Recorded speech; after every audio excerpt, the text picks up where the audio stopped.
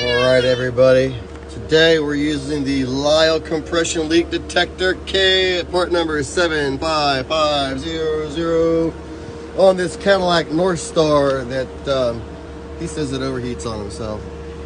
We're going to get this together here and stay tuned. I'm going to stick this in there, we're going to fill it up with this liquid, start it up, maybe suck on the end of the hose a little bit, and we'll see what happens.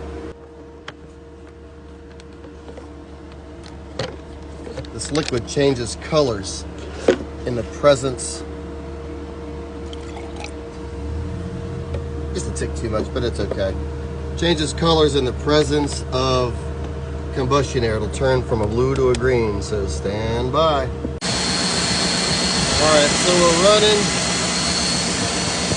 It's not blue anymore. It definitely looks green to me. What do you guys think? Did that look green or blue to you? Here, I'm going to put in this cap what the color started out as.